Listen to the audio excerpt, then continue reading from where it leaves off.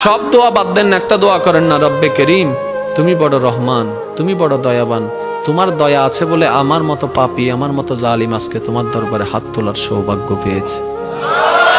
আল্লাহর কাছে সবসময় দোয়া করতে হবে পজিটিভ, নেগেটিভ কোনো দোয়া আল্লাহর কাছে করা যাবে। ইসলাম কি শিখাচ্ছে জানেন? ইসলাম বলে দুশমনের জন্য বদদোয়া করিও না, বরং দুশমনের জন্য তুমি আল্লাহর কাছে দোয়া করো। কিভাবে দোয়া করবা? তুমি রব্বে করিমের দরবারে যখনই হাত তুলবা, নিজের কথা আগে বলবা না, পরের কথা বলবা। আল্লাহ অমুকের দোয়া কবুল করো, অমুকের দোয়া কবুল করো, অমুককে জান্নাত দাও, অমুকের গুনাহ মাফ করে দাও, অমুককে মাফ করে দাও, অমুককে মাফ করে দাও, অমুককে মাফ করে দাও, অমুককে কবুল করে নাও, অমুকের রিজিকে বরকত দান করো। আল্লাহ আমার শত্রুকে সম্পদ আরো বাড়ায় দাও। যখন এই দোয়াটা উপরের দিকে যাবে, রব্বে করিম বলবে, কিরে ফেরেশতা, সে বান্দা নিজের জন্য কিছু বলল না, সব তো পরের জন্য বলল। ফেরেশতা বলবে, আল্লাহ এই বান্দা শুনেছে, তুমি নাকি তার উপর খুশি হয়ে যাও। যে বান্দা অন্যের জন্য ভালো চাই, তুমি নাকি তার ভালো চাও। যে অন্যের প্রশংসা করে, তুমি নাকি তার সম্মান বাড়ায় দাও। আল্লাহ যে অন্যের জন্য মঙ্গল কামনা করে, তুমি নাকি তার জন্য বরকত বাড়ায় দাও। এই বান্দা সেই সূত্র বুঝতে পেরেছে, তাই নিজের জন্য চাচ্ছে না, সবার জন্য চাচ্ছে। রব্বে করিম বলে, তার দোয়া ফরিয়াদ কবুল করার ব্যবস্থা করো, কারণ যে অন্যের ভালো চায় আমি আল্লাহ তার ভালো করে দিই। বলেন সুবহান। মনে রাখবেন, আল্লাহর কাছে চাইতে হবে হালাল জিনিস, হারাম জিনিস নয়। আপনি যদি আল্লাহকে বলেন, রব্বে করিম আমার দুশমনের ফাঁকটা লেঙ্গা করে দাও, হবে? প্রত্যেকটা কিছু একটা টেকনিক আছে না নাই? এবার বলেন, আল্লাহর কাছে পাওয়ার মাধ্যম কি? দোয়া। আল্লাহর কাছে পাওয়ার মাধ্যম কি? এবার আমরা দোয়া করি যে আল্লাহুম্মা আমিন। ফেরেশতা হদ্দে কেঙ্গর হদ্দে ইতে হদ্দে আমি দোয়া করি দি অদিন দোয়া হইলে ডাহাতি কি? এটা যদি দোয়া হয় ডাকাতি কি? সো দোয়া করে দিতে আর আল্লাহ ইয়ন্দ ইয়ন্দ ইয়ন্দ ইয়ন্দ ইয়ন্দ ইয়ন্দ ইয়ন্দ এন ভাবে লিস্টি হদ্দে জানিতে দোয়ানত গিয়ে বাজারত দ দ দ এরকম হাজার বছর দোয়া করলে লাভ হবে? সব দোয়া বাদ দেন, একটা দোয়া করেন না, রব্বে করিম তুমি বড় রহমান, তুমি বড় দয়াবান, তোমার দয়া আছে বলে আমার মতো পাপী, আমার মতো জালিম আজকে তোমার দরবারে হাত তোলার সৌভাগ্য পেয়েছে। আল্লাহ তোমার দয়া আছে বলে আজকে আমি এখানে বসতে পেরেছি। আল্লাহ তোমার কাছে আমার একটা ফরিয়াদ। তখন আল্লাহ জিজ্ঞেস করবে, কিরে এত মায়া করে কথা বলতেছ, আমার কিছু লাগবে? তখন না বলবেন, ওনাকে কিছু বলতেই দিচ্ছেন, আপনি সব বলতেই আছেন। এবার আপনি বলবেন, যখন রব্বে করিম জিজ্ঞেস করবে, বান্দা কিছু লাগবে, তখন আপনি বলবেন, আল্লাহ কিচ্ছু চাই না। তো কিছু একটা চা, আল্লাহ কিচ্ছু চাই না, কিছু একটা চা। এতদিন তো অনেক চাইছিস, লিস্টি বলছিস, আজকে বলবি না? আল্লাহ না, আমার লিস্টি লাগবে না, তো কি চাস? এবার আপনি বলবেন, আল্লাহ আমি শুধু তোমাকে চাই। একটু বুঝেন বুঝেন। যারা অবিবাহিত যুবক যুবতী আছো, এই লেকচার তোমরা যারা শুনছো, তোমাদের মধ্যে কেউ যদি জেনা করে থাকো, অবিবাহিতর কথা বলছি, তোমাদের কাদের মধ্যে এখন 100 বেত্রাঘাতের শাস্তি ঝুলে আছে। সূরা নূরের 1 থেকে 3 নম্বর আয়াত পড়ে দেখবে, অবিবাহিত যুবক যুবতী যদি জেনা করে তাদের শাস্তি হচ্ছে 100 বেত্রাঘাত, তাও জনসমক্ষে, এবং এক বছরের জন্য নির্বাসন। এই বিধানগুলো যদি পৃথিবীর কোনো দেশেও না থাকে, আসমানে আছে। মরার সাথে সাথেই এই বিধান কার্যকর হবে ইনশাআল্লাহ। বাঁচার বুদ্ধি কি? একটাই উপায় আছে। এই লেকচার কানে চলে গেছে, অনতিবিলম্বে ওযু করবে। ওযু করে খালেস ভাবে রাতের শেষ রাতে জায়নামাজ বিছাবে। জায়নামাজ বিছিয়ে আল্লাহর সামনে দাঁড়িয়ে 2 রাকাত নামাজ পড়বে। পড়ে নিজের পাপের কথা স্মরণ করে চোখ দিয়ে দরদর করে পানি ফেলে দিবে। আল্লাহকে সিজদায় গিয়ে বলবে, আল্লাহ আমি জিনা করেছি, আমাকে মাফ করে দাও। আমার এই পাপের কথা কেউ জানে না, তুমি জানো, মাফ করে দাও। এই মাফ নেওয়ার পরে আবার ওই যার সাথে করেছেন ওর সাথে আবার লিঙ্ক আপ করার চেষ্টা করেন না। আসো আমরা জেনা করেছিলাম, আসো বিয়ে করে নেই, এটা সলিউশন না। জেনা করেছেন, আগে তওবা করে ফিরে আসতে হবে, তারপরে পুরো জীবন ইসলামিক লাইফ লিড করতে হবে। আল্লাহ যদি দেখেন যে হ্যাঁ আপনি ঠিকঠাক তওবা করে আল্লাহর পথে চলছেন, আল্লাহ তখন আপনাকে নেককার স্ত্রী দিবে ইনশাআল্লাহ। এই এই এই একমাত্র রাস্তা যুবকদের জন্য এবং যুবতীদের জন্যও। যুবকরা না হলে পার পেয়ে যেতে পারে, কারণ একটা কথা সমাজে প্রচলিত আছে না, যে ছেলে মানুষের ইজ্জত তো সহজে যায় না।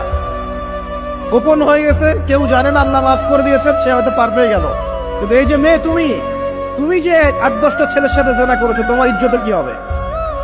তোমার যে সতীত্ব তুমি নষ্ট করেছো, তুমি তো বিয়ের পর কোনো ঘরে গেলে সে হাজবেন্ডও বুঝতে পারবে তুমি আর সতী সাথী নও।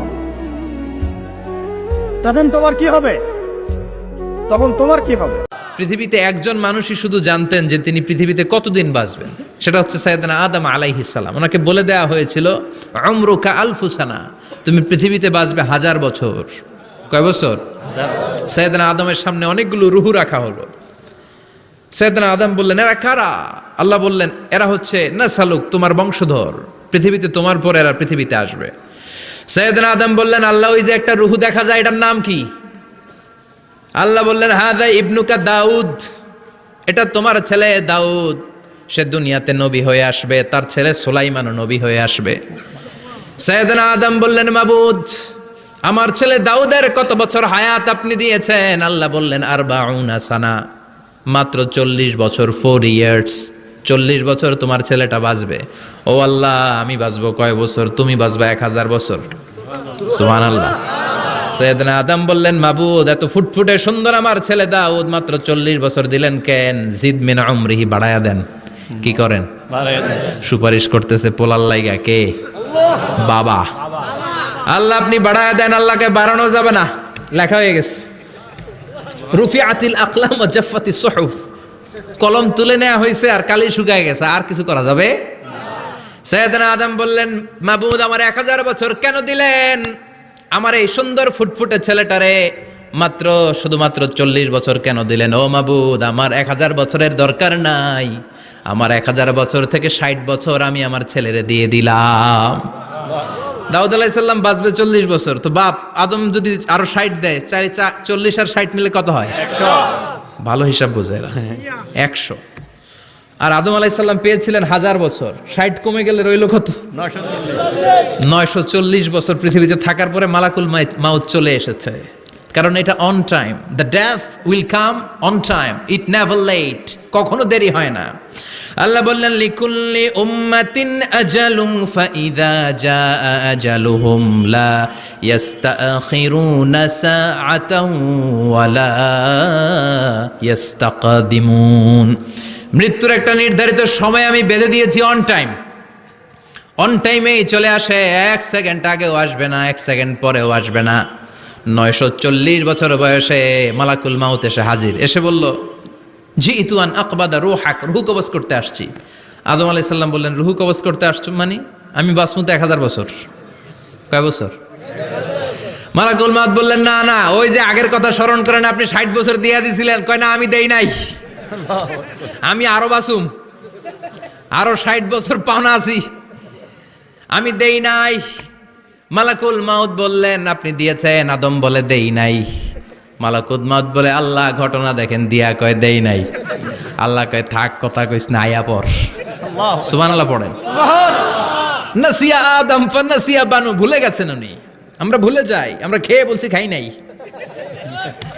নিছিলাম পকেটে, কয় নেই নাই। এরকম ডাকাইত আছে না নাই? নাসিয়া আদম ফানাসিয়া বানু, বিশ্বনবী বললেন, আদম ভুলেছে তো তার সন্তানরাও ভুলে যায়। জাহাদা আদম ফা জাহাদাত যুররিয়াতু, আদম অস্বীকার করেছে, তার সন্তানরাও অস্বীকার করে। সেদিন থেকে আল কিতাব ওয়া শুহুদ, মানে লিখে রাখার সিস্টেম আর সাক্ষীর সিস্টেম চালু হয়েছে। সুবহানাল্লাহ পড়েন। সুবহানাল্লাহ। 940 বছর বয়সে মালাকুল মাউত এসে আদম আলাইহিস সালামের রূহ নিতে পারে নাই। উনি 1000 বছর যখন হয়েছে তখন এসে সাইয়েদনা আদম আলাইহিস সালামের রূহ কবজ করেছে। যেই দিন পৃথিবীর প্রথম মানব, প্রথম নবীর রূহ মালাকুল মাউত দুনিয়া এসে কবজ করেছে, ওই দিনটাও ছিল জুমাবার। সুবহানাল্লাহ, আল্লাহু আকবার।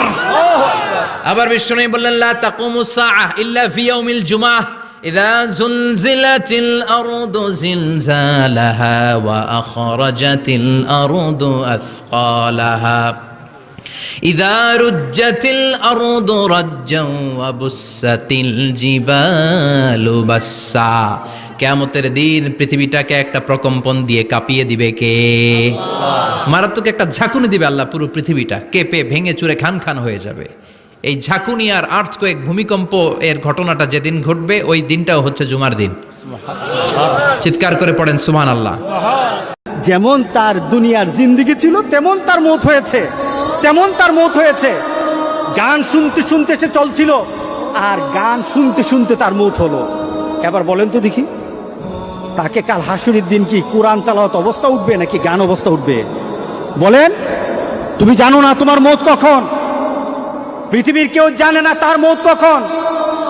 সুতরাং তোমার মৌতটা যেন এমন না হয়, মৌতের পরে এমন রেকর্ড তোমার দুনিয়াতে থাকবে যে রেকর্ডের কারণে তুমি কবরে শুয়ে শুয়ে গুনাহ পাবা। এমন রেকর্ড যেন তোমাদের না থাকে। আমাদের এমন সতর্ক হওয়া দরকার আছে কিনা বলেন?